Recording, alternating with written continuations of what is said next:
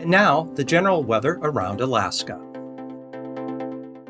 We'll start out again with the hazardous weather graphic here showing flood watches remain out through tomorrow afternoon for the NOAA, Kobuk, and Koyukuk rivers due to excessive rainfall and more rain moving in there. So again, that flood watch is out for possible flooding on those three rivers through tomorrow afternoon.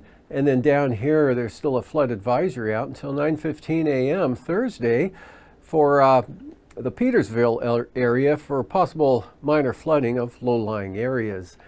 And on the fire danger chart for grass, you can see a couple of pretty high here over areas of the southeast interior. And you can see very high fire danger for grass there on the lee side or the north side of the Alaska Range. Also quite an area there in the Copper River Basin. And some elevated areas also over the southeast coast with the long duration dry conditions they've had there. For spruce, not as bad, still a narrow area of high fire danger for spruce right along in the Copper River Basin there in that valley. And then also on the lee side of the eastern Alaska Range there. And medium up there over the Yukon Flats. And from there, looking at satellite imagery, low pressure here pulling northward, kind of an elongated trough here with center moving northward here, bringing another dose of rain into the western interior areas, heaviest here over the southwest part of the state today. Antioch had 0.8 of an inch, so some pretty good 12-hour amounts falling today. Antioch again 0.8 of an inch. Bethel picking up about 0.5 inch of precipitation. And McGrath and Nikolai had around 0.4 of an inch, just under 0.5 inch of rain there. And that pushing northward, some clouds springing into the Tanana Valley. Cloudy skies over south central Alaska today. And mostly clear over the southeast coast. What doesn't show up here are some low clouds, Dixon entrance, that kept the temperatures down, persisting most of the day around Ketchikan, Metlakatla. Made it a little cooler in areas, but still up to 72 in Klawock today. And Juneau's high of 72 so far today, at least by 4 p.m., just a degree shy of their record for the date of 73 that was set back in 1996. And then out to the west here, a system starting to spread some clouds up to the western Aleutians right there. Most of the energy, at least initially, pushing off to the south here. But the forecast for tonight, that storm just coming onto the chart there, will push increasing winds, gale force winds here over the western Aleutians with rain spreading into Adak and eventually into Atka by tomorrow morning, toward tomorrow morning. But to the east here, higher pressure between that system and the one here with this northward moving low pressure centers. High pressure in between those two areas. So light winds here with dry conditions, Pribilof Islands, northern Bering Sea right on down toward the eastern Aleutians. Showers on the decrease over the Alaska Peninsula. Periods of rain continue for Kodiak Island. And some gusty winds and rain here for the southwest interior, with less wind but still wet conditions. That low center weakening as it pulls up toward Norton Bay there, across Norton Sound, and the front spreading rain in over the Berks Range. And a weak trough here could bring a chance of light rain or snow to the western Arctic coast, but it doesn't look like it'll be too much, whatever does develop there. And some moisture here could bring some light rain up to the southern Kenai Peninsula into Cook Inlet later tonight. Mostly dry, or will be dry, over the east side of the state again, on down toward the southeast coast, but some low clouds, maybe some fog again developing and pushing inland tomorrow or tonight into tomorrow morning. And then for the Thursday forecast, stays dry with light winds, some persistent low clouds along the coast, especially down along Prince of Wales Island, but all diminishing in the afternoon.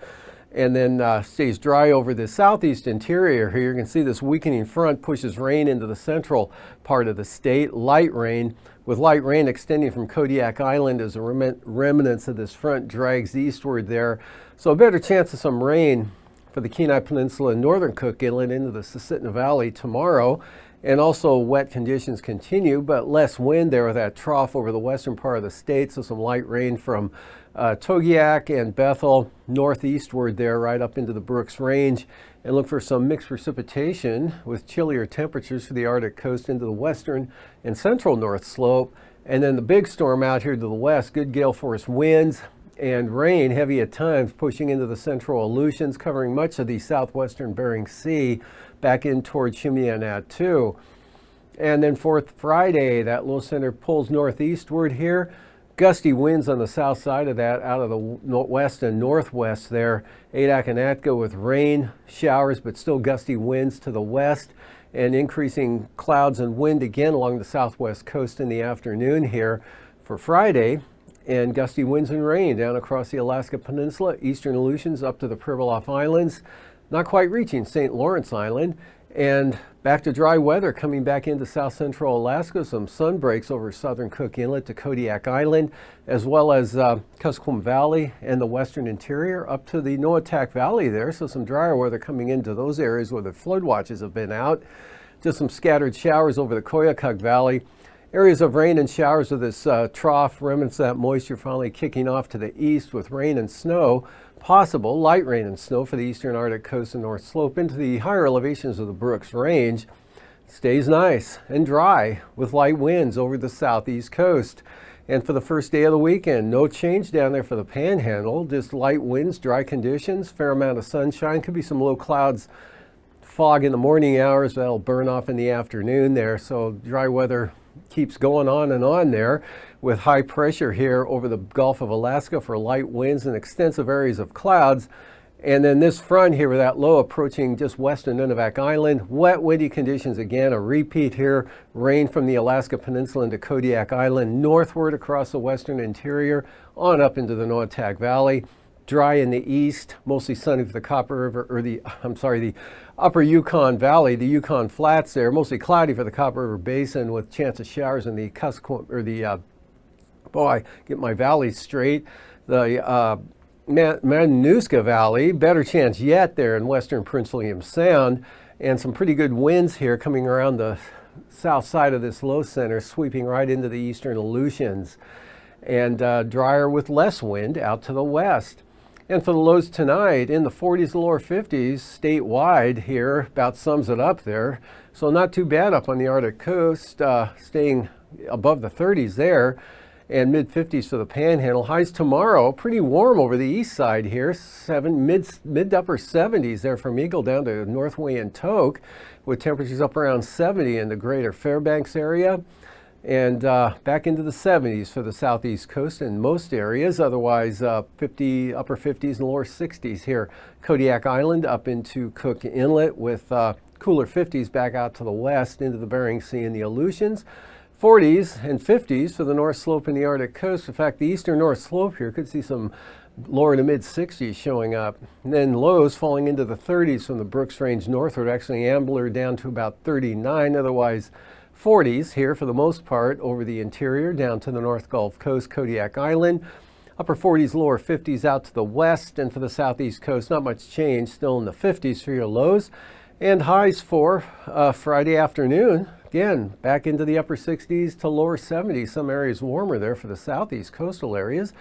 And in the lower 60s, or mostly in the 60s here, south central Alaska, upper 50s, so a little cooler for the interior there, but not much. And in the 40s from the Brooks Range out to the Arctic coast. And then taking a look at the extended temperature forecast, September 9th through the 13th, staying above normal to well above normal there for the Panhandle up into the southeast interior.